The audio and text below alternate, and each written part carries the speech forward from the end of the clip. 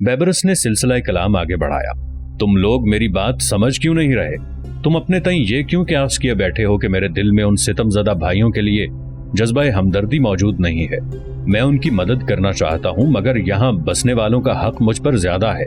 इन्होंने मुझ पर एतमाद किया है, मुझे सल्तनत का सारा निजाम सौंप दिया है। मैं इन्हें किसी ऐसे खतरे से दो चार नहीं करना चाहता कि वो सारी जिंदगी मुझे बद्दुआएं देते रहें और खुद भी पछतावे की आग में जलते रहें। तातारियों पर यलगार करने का सीधा मतलब यही है कि उनको बिलादे मिस्र में बाकायदा दावत दे दी जाए। सुल्तान मोहतरम, एक दरबारी अमीर ने मुदाखलत की, अगर आप ये यकीन किए हुए हैं कि तातारी इस जानिब का रुख कभी नहीं करेंगे तो ये सोच गलत होगी। तातारियों का बगदाद और फिर बिलाद शाम और शर्किया की तरफ पेशकदमी करना यही जाहिर करता है कि आने वाले दिनों में वो जरूर बिलाद मिस्र को निकलने की कोशिश करेंगे। तुम लोग इत्मीनान रखो, तुम्हारे सुल्तान को शमशीर जनी का फन बखूबी आता है। जब कोई तातारी हमारी जानिब आंख उठाकर देखने की कोशिश करेगा तो उस वक्त उसे ऐसा भरपूर जवाब दिया जाएगा कि तातारी हमेशा के लिए पेशकदमी के असबाक भूल जाएंगे। सुल्तान अल-मुल्कुल मुज़फ्फर ने मुस्तहकम लहजे में जवाब दिया, यानी हमें यह समझ लेना चाहिए कि आप बिलाद शर्किया के मुसलमानों के कंधों से कंधा मिलाने से कतरा रहे हैं। बेबरस ने तलखी से कहा, मैं तुम्हारे जज्बात से खूब वाकिफ हूँ, मगर मैं अपनी रियाया को किसी भी कड़े इम्तिहान में डालने से गुरेज करूंगा। तुम बेफिक्र रहो, जब तातारी इस जानिब रुख करेंगे तो मैं इस जिम्मेदारी का हिस्सेदार तुम्हें जरूर बनाऊंगा। सुल्तान अल-मुल्कुल मुज़फ्फर ने यह कहकर दरबार बर्खास्त करने का हुक्म दे दिया। वो बहस को मजीद तूल नहीं देना चाहता था, क्योंकि उसने दरबार में मौजूद उमरा के तबके में उनके चेहरों पर नापसंदीदगी के तासुरात पढ़ लिए थे। ये हकीकत थी कि उमरा का एक तबका सुल्तान अल-मुल्कुल मुज़फ्फर की उस दोहरी रविश से सख्त मायूस हुआ था। इसमें ज्यादातर ममलूक उमरा शामिल थे।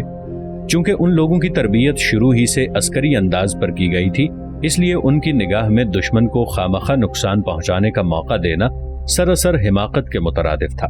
ममलूक उमरा के अलावा मिस्री उमरा भी अपने सुल्तान की इस मसलहत पर नाखुश थे। इनमें खुसूसन वो लोग शामिल थे जो माजी में अयूबी सुल्तानों के शाना बशाना सलीबी लश्करों से नबुर्द आज़मा रह चुके थे। बेबरस को सुल्तान अल-मुल्कुल मुज़फ्फर के रवैये से सख्त मायूसी हुई। वो जो कुछ सोचकर वापस काहिरा लौटा था, सब कुछ उसके बरअक्स हो रहा था। उसके पास तातारियों से मुकाबला करने का जज्बा बेतहाशा था, मगर अस्करी कुव्वत सुल्तान अल-मुल्कुल मुज़फ्फर के पास महकूम थी। उसके हर हुक्म की पैरवी करना उसकी मजबूरी बन चुका था। अमीर फारसुद्दीन अख्ताई ने बेबरस को दरबार से निकलने के बाद समझाने की कोशिश की, मगर बेबरस नाकामी के गम में इस कदर नढाल था कि वो उसकी बात सुने बगैर वहां से रुखसत हो गया। वो किसी ऐसी जगह जाना चाहता था जहां उसे दो पल सुकून के नसीब हो जाते।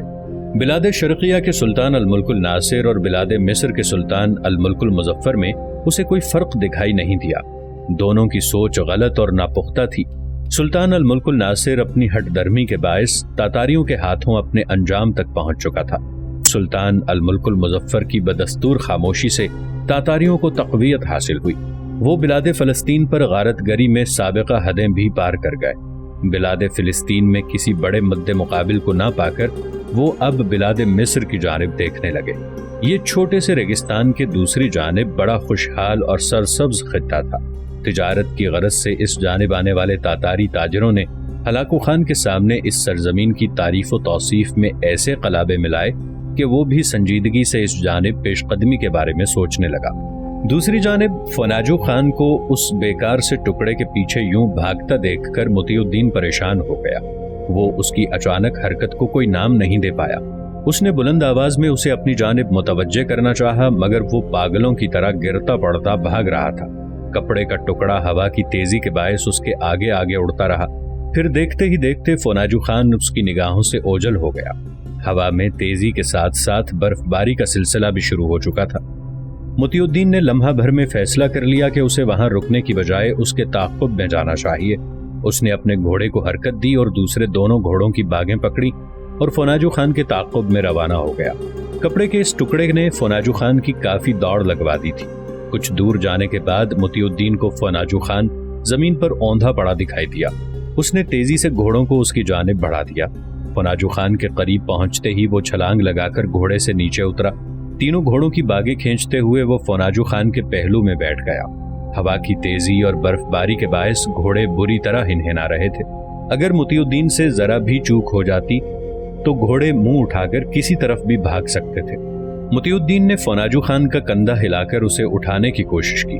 कंधे पर दबाव पाकर फोनाजू खान के जिस्म में हरकत पैदा हुई। उसने अपना चेहरा घुमाया और मोतियुद्दीन की जानिब देखा। फोनाजू खान का चेहरा सफेद दिखाई दे रहा था। दौड़ने के बायस उसकी सांस फूल चुकी थी। उसने बमुश्किल हाथ उठाकर अपनी खैरियत से आगाह किया। जब तुम्हें मालूम है कि तुम्हारा भारी भरकम जिस्म तुम्हें यूं दौड़ने की इजाजत नहीं देता, तो क्या पड़ी थी कि इस कपड़े के पीछे भागे? मोतियुद्दीन ने आंखें निकालकर पूछा। ठहरो, जरा सांस संभलने दो, अभी बताता हूँ। फोनाजू खान ने तेज तेज सांस लेते हुए कहा। वैसे मुझे मालूम नहीं था कि तुम बर्फ पर भागने में भी खासे माहिर हो, मोतियुद्दीन ने कहा। फोनाजू खान उसकी बात पर मुस्कुराने लगा। चंद लम्हों के तवक्कुफ के बाद वो उठा और कपड़ों से बर्फ झाड़ने लगा। बर्फबारी बढ़ रही है, हमें जल्द किसी महफूज मकाम पर पहुंचना चाहिए, मोतियुद्दीन ने मौसम की खराबी को भांपते हुए कहा। बेफिक्र रहो, हम आसानी से अपनी मंजिल पर पहुंच जाएंगे। ये बर्फबारी ज्यादा देर तक जारी नहीं रहेगी, अलबत्ता इसके खात्मे पर ही असल परेशानी का आगाज होगा, फोनाजू खान ने तसल्ली देते हुए कहा। कैसी परेशानी? मोतियुद्दीन उसकी बात पर चौंक पड़ा। सर्द हवा की परेशानी। बर्फबारी के बाद हमेशा ऐसी सर्द हवाएं उठती हैं कि आदमी उनमें ठिठर कर ही जान गंवा बैठता है। मैंने आते हुए रास्ते में एक ऐसा मकाम देखा था जहां हम कुछ वक्त क़याम कर सकते हैं। बर्फबारी के खात्मे से पहले पहले यकीनन हमें वहां तक पहुंच जाना चाहिए, फोनाजू खान ने उसे आगाह किया।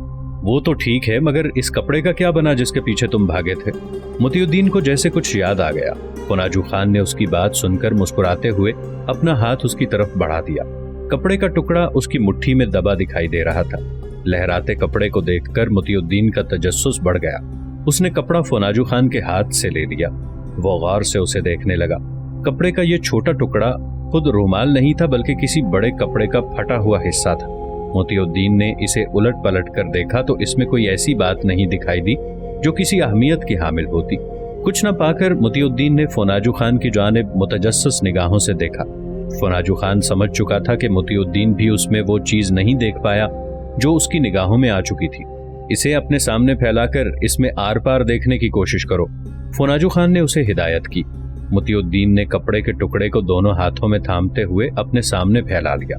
कपड़े में दिखाई देने वाली मखसूस चमक से लम्हा भर के लिए उसकी पुतलियां फैलने लगीं। जिस कपड़े को उसने गैर अहम समझकर फेंकने के लिए कहा था, उसमें बड़ी हैरत अंगेज चीज मौजूद थी जो इत्तेफाक से फोनाजू खान को दिखाई दे गई थी।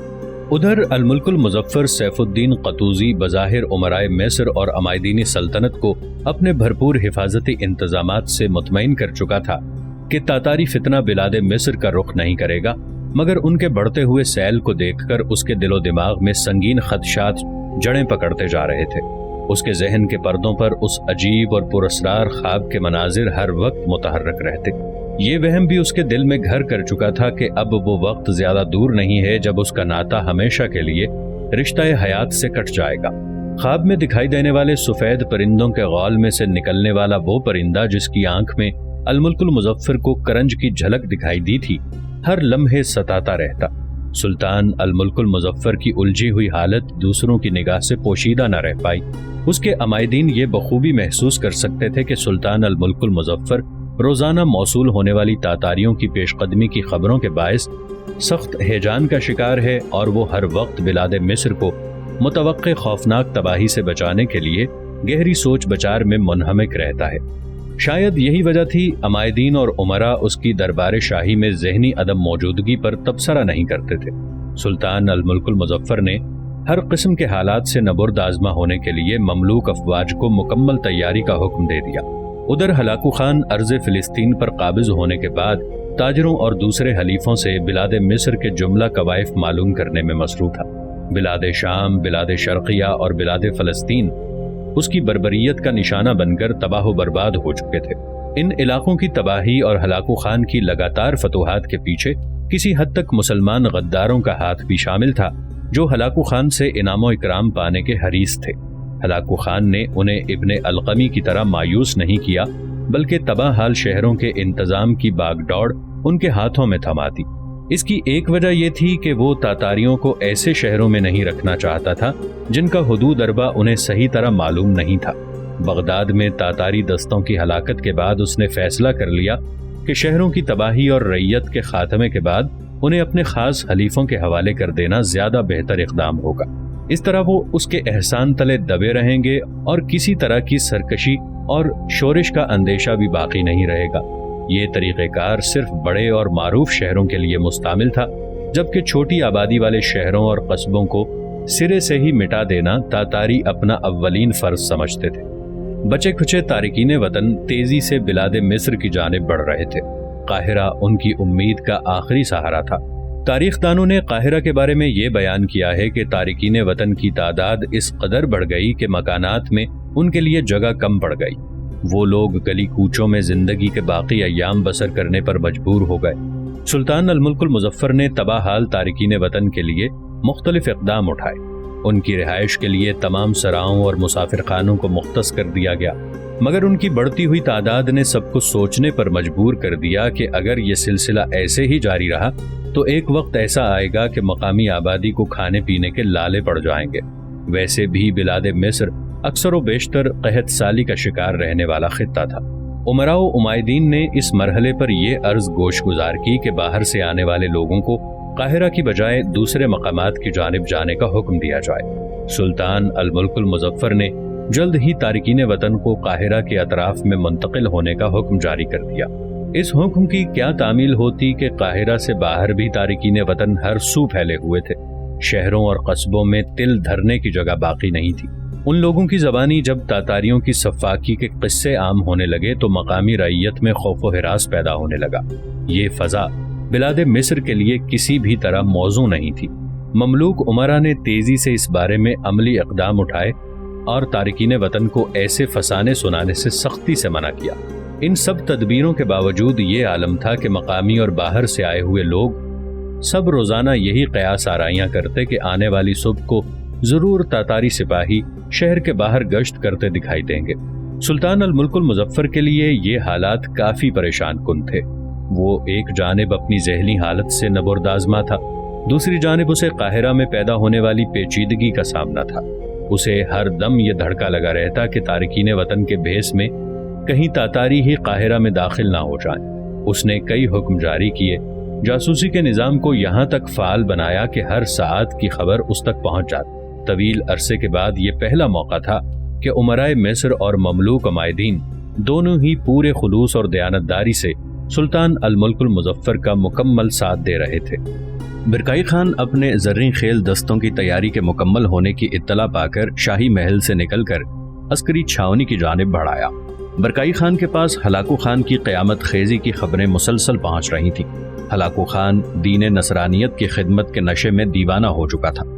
برکائی خان کے پاس اس کے سوا اور کوئی چارہ نہیں تھا کہ وہ خود آگے بڑھ کر ہلاکو خان کو للکارتا۔ برکائی خان نے اپنے امراء اور عمائدین کو اعتماد میں لے کر ہلاکو خان کو منہ توڑ جواب دینے کا فیصلہ کر لیا۔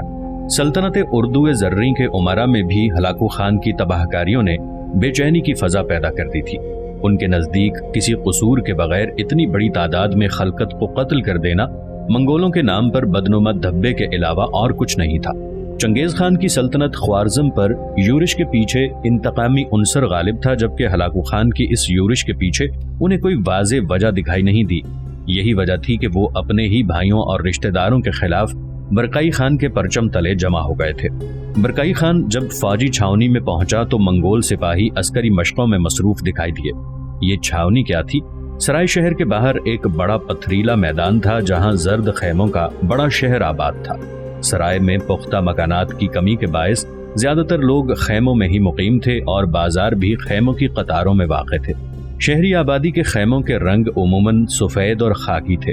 صرف شاہی عمائدین اور چھوٹے سرکاری دفاتر کے خیموں کا رنگ زرد تھا۔ کسی عام شہری کو اس بات کی اجازت نہیں تھی کہ وہ زرد رنگ کے خیموں کا استعمال کرے۔ برکائی خان کی چھاونی میں آمد کی خبر پا کر منگول سپہ سالار عبداللہ عنائی خان تیزی سے اس کی جانب لپکا۔ عبداللہ عنائی خان تھوڑا عرصہ پہلے دارائے اسلام میں داخل ہوا تھا۔ یہ برکائی خان کے باپ توشی خان کا وفادار امیر تھا۔ اس نے ہندو عجم میں ہونے والے جنگی معرکوں میں اپنی قابلیت اور شہزوری کے جوہر دکھائے تھے۔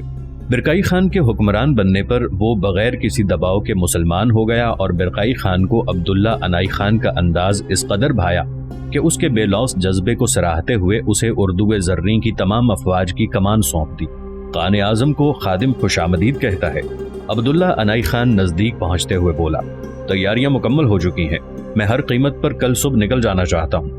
मैंने सब इंतजामात मुकम्मल कर दिए हैं। हम कल सुबह रवाना होंगे और इंशाअल्लाह 7 दिन में समरकंद पहुंच जाएंगे। समरकंद पहुंचकर हमें मरू की जानिब बढ़ना होगा। मुमकिन है कि मरू पहुंचने की नौबत ही ना आए, रास्ते में किसी मकाम पर हलाकू खान से सामना हो जाए। अब्दुल्ला अनाई खान ने बताया। बिरकाई खान उसकी बात पर किसी सोच में पड़ गया। काने आजम, मैंने सिपाहियों को खास तैयारी करवाई है। मुझे उम्मीद है कि वो हमारी तवक्को से कहीं तेज रफ्तारी से सफर करेंगे। तमाम बीमार और सुस्त रफ्तार घोड़े अलहदा कर दिए गए हैं। आपका साथ पाकर सिपाहियों में खासा जोश देखने में आ रहा है। वो सब ठीक है, तुम्हें मुखबिरों को पूरी तरह चौकस रखना होगा। मुझे अंदेशा है कि हमें 2 हरीफों से बैक वक्त नबरदाजमा होना होगा।